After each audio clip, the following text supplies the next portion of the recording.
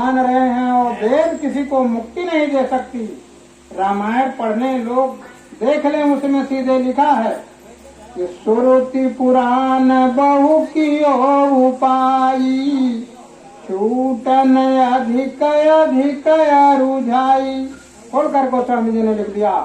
ये वेदों के आश्रित रहने वाले लोग यदि वो सोचे कि हम कर्म कांड और सब में जो है हम प्रवीण होकर के हम अपने धाम को मोक्ष को पहुंच जाएंगे, तो गोस्वामी जी ने सीधे कह दिया जितने उलझे हैं और उलझ जाएंगे। इसलिए प्रेमियों, ये संत सद्गुण दया के सागर होते हैं। आपका कल्याण इन्हीं से होगा और किसी से कल्याण नहीं। हाँ, लोग आपको स्वर्ग पहुंचा सकते हैं, आपको वैकुंठ धाम में पहुंचा सकते हैं, शिव मुकाम में पहुंचा सकते हैं, लेकिन ये जीव जहाँ से आया है वहाँ किसी के पास शक्ति नहीं पहुंचा नहीं सकते। मैं बताऊं, अनुराग सागर में लिखा है सबसे पहले संत कलयुग में महात्मा कबीर साहब आए। जब उनको दर्द उठी वहां से, सहन नहीं हुआ, तो वहां से वो चल दिए। लेकिन काल ने जब देखा, एक त्रिलोकी का पसार जिसने किया है वो काल, उसने देखा, कहा अरे भाई आप कौन हो, कहाँ जा रहे हो? मेरे इस द्वार से कोई बाहर नहीं जा सकता। उन्होंने कहा अरे भाई मुझे जाने तो जरूरत है। उसने कहा नहीं जाने दूंगा। उस समय अनुराग सागर में लिखा है कि दोनों लोगों में बड़ी कुश्ती हुई और महात्मा कबीर साहब ने ऐसा झापड़ मारा कि वो चित्त गिर करके बेहोश हो गया। तब उसने ध्यान लगाया सत्पुरुष का, तो देख रहा है कि यही तो सत्पुरुष, ये तो यही सत्पुरुष हैं, जो यहाँ है वही वहाँ भी है। चारों में गिर करके मिन्नत करने लगा, कहने लगा है प्रभु मैं आपको पहचाना नहीं। ऐ दया के सागर, आप जहाँ चाहो तहाँ जा सकते हो, लेकिन आप ये बताओ जा कहाँ रहे हो आप? उन्होंने कहा देखो तुमको मैंने जीवों को दिया था, जब ये चाहे अपने घर चले आएंगे, लेकिन तूने वेद बंधन बना दिया। उस वेद बंधन में कर्म कांड में लोग फंस गए, पाप और पुण्य में फंस गए, और इस पाप और पुण्य के कारण जो मेरे यहाँ से संदेश आता है शब्द का, वो ये लोग सुन नहीं पा रहे हैं। तूने बड़ा अन्याय कर रखा है। उसने कहा सरकार तो मैं जाऊं कहाँ, या तो पहले मुझे मार दीजिए उसके बाद आप जाइए। उन्होंने कहा क्यों ऐसा? वो कहने लगा सरकार मैं जो कुछ भी कर रहा हूँ मैं तो दोषी हूँ, लेकिन आप तो दया के सागर है, दीन दयाल है, आप मुझ पर दया कर दो। उन्होंने कहा गर्वित हो गए, कहा क्या बात है बोलो। कहने लगा आप जब जाओगे मृतलोक में, आप तो सर्वेश्वर हो, ब्रह्मा के ब्रह्मा हो, विष्णु के विष्णु हो, शिव के भी शिव हो। आप जो है जीव को तो एक ही क्षण में आप ले जा सकते हो अपने धाम को, लेकिन एक बात है मेरी भी कुछ सुन लीजिए। उन्होंने क्या कहा क्या चाहते हो बोलो, क्या चाहते हो? हम तुम पर खुश हैं, क्या चाहते हो? मैं तुमको मारने थोड़े आया हूँ, मैं तो ये सोचता था कि तुम जीवों को आने जाने दोगे, इसीलिए इनको बड़ा कष्ट हो रहा है, नरक में सताए जा रहे हैं, मृतलोक में भवसागर में तूने डाल दिया है। तब उसने कहा प्रभु आप जाओ, लेकिन आपकी बात जो लोग माने उनको आप ले जाओ। दूसरी बात चमत्कार आप नहीं दिखाना। तीसरी बात उसने कहा जीवों को ये न पता हो किसके पूर्व जन्म में मैं क्या था, भैंसा था कि सुअर था। ये तीन बात मेरी कबूल कर लीजिए, उसके बाद आप जाइए। वो गर्वित हो गए, कहे जाओ भाई ठीक है, मैं चमत्कार नहीं दिखाऊंगा, उनके पूर्व जन्म की इतिहास उन्हें नहीं जानने दूंगा। हाँ, उनको समझाऊंगा प्रेम से, मेरी बात जो मानेंगे उनको हम अपने घर ले जाएंगे। उसमें तुम जरा सा जो है विघ्न बाधा नहीं डालना। जो मेरा नाम ले लेगा, मेरा दिया हुआ नाम जो ले लेगा, जो शब्द सुनने का प्रयास करेगा, उसको तुम छू नहीं सकते। उसने कहा पक्का। तब वही जो है कभी साहब इस धरा पर आए और नानक के एक जीव को उसने जब जमदूत समझ नहीं पाए, काल के वहां से बड़ी फटकार पड़ी जमराज को कि तूने नानक देव वो महाप्रभु हैं, उनके जीव को तूने क्यों रोक दिया? देखो मेरा खेला खत्म हो गया। उसके वहां से एक जीव, आप तो सब इतने जीव हैं, उसके वहां से काल के नगर से एक जीव जाता है तो काल के वहां शोक पड़ जाता है। जैसे हमारे यहाँ घर में कोई आदमी जहाँ चला जाए तो हम महीनों वर्षों तक रोते हैं, उसी तरह से वो एक जीव चला जाए तो वो कितना दिन तक पछताता है, रोता है कि मेरा जीव ये सब चले जाएंगे, हम आहार किसके करेंगे। ये नरक में जब जीव सता रहे हैं उसको आनंद आता है, लेकिन वो तो संतों को बड़ा दुख होता है। इसलिए है प्रेमियों, संत यही राखी लेकर के आपके गांव नगरी में हमेशा घूम रहे हैं। देखिए आपके यहीं उड़वलिया में आए थे, लेकिन आप लोगों ने पहचान नहीं पाया। जो लोग पहचान लिए उनको नींद नहीं लगती है, लेकिन हम लोग क्या कर रहे हैं, ये कंकड़ पत्थर जुटाने में लगे हुए हैं। मैं बताऊं, जब तक इस कंकड़ पत्थर में मोह लगेगा तब तक हमको याद और प्रभु नहीं आएगा। यह इतिहास है। मीरा जब राज रानी थी, दरबार में रहती थी, अच्छे अच्छे श्रृंगार करती थी, तब उनको संत नहीं मिले। लेकिन उसको मिले कब? कि जब वह पाल घुघरू बांध कर पांव में नाचने लगी और रोने लगी, सब कुछ तक दिया उसने, दरबार को तक दिया, नाते रिश्तों को उसने तोड़ दिया। तब उसको रविदास मिले संत और नाम मिला।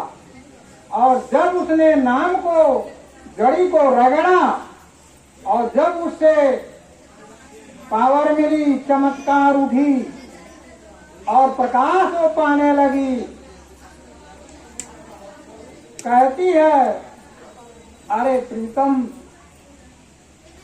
मुझे दिन में चैन नहीं आता है तेरे बिना, रात में नींद नहीं आती है।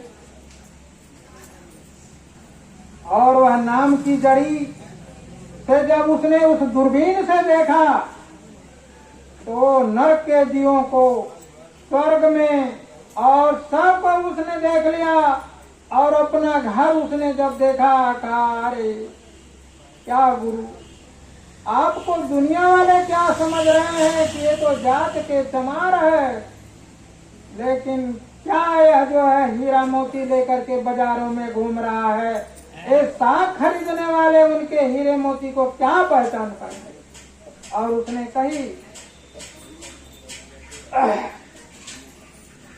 पायो रे मैंने नाम रतन धन पायो, वस्तु अमोल की दी मेरे सतगुरु। वो सतगुरु जो नाम देते हैं, हम लोग समझते हैं कि अरे भाई ये तो ऐसे माइक से दे देते हैं, बता देते हैं। वो जिसने जड़ी को रगड़ा जगाया वो जानता है उसके चमत्कार को, उसके गुण को वही जानता है। तो उसने कही कि वस्तु अमोलक दी मेरे सतगुरु, कृपा करी अपनायो, पायो जी मैंने नाम रतन धन पायो।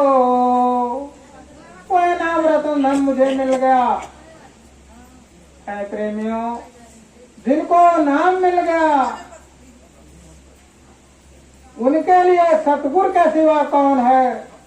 मैं आपको बताऊं, अभी आप लोगों ने सत्संग सुना कि जब दुनिया के वैभव में आप लगे रहोगे, मरते दम आपका याद यहीं आ जाएगा। लेकिन जब प्रभु को आप याद करते रहोगे तो प्रभु आपको मिलेगा। धर्म ग्रंथों में लिखा है, जहां आशा तहां बाता। जहां आप आस रखोगे वहीं आपकी बाता बनेगी। लेकिन आपने जब सतगुरु के प्रति प्रेम पैदा कर लोगे, दुनिया में सतगुरु के सिवा मेरा हित कोई नहीं है, तो जिन लोगों को सतगुरु प्यारा लगने लगा, उसने कहा अरे इस संसार में तो दुख है दुख है। उसने क्या कहा कि नहीं हरवा हमका ना भावे, साईं की नगरिया परम अति सुंदर, जहाँ कोई जाए न आवे, नहीं हरवा हमका ना भावे। जब वह उसका नजारा देख लेते हैं तो वही जानता है वहाँ का सुख, वहाँ का आनंद वो जानता है। इस संसार में तो 5 मिनट भी नहीं रहना चाहता। मैं बताऊं, ये समय की बात है, मोहम्मद साहब के सामने सारे शिष्य बैठे हुए थे।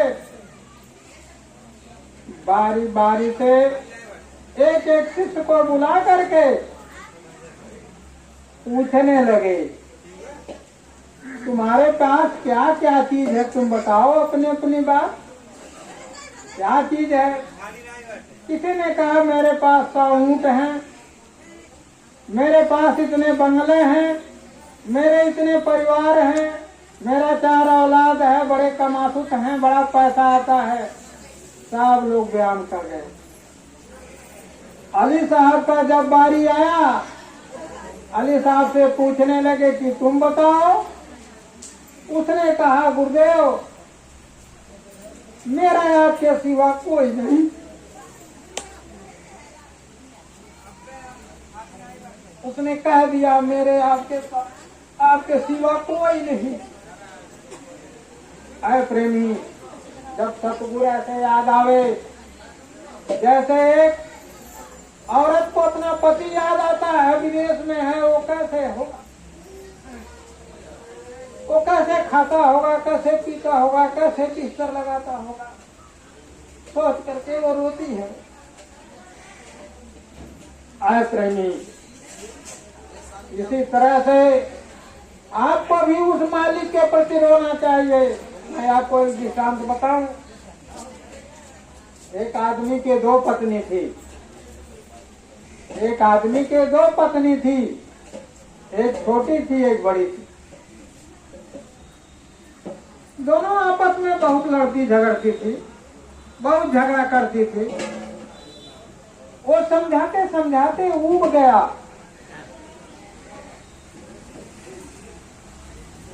उसने क्या विचार किया कि अब मैं इसको छोड़ करके चला जाऊं परदेश, इन लोगों के बीच में मैं ना रहूं। चला गया परदेश, बहुत दिनों तक वहां रह गया।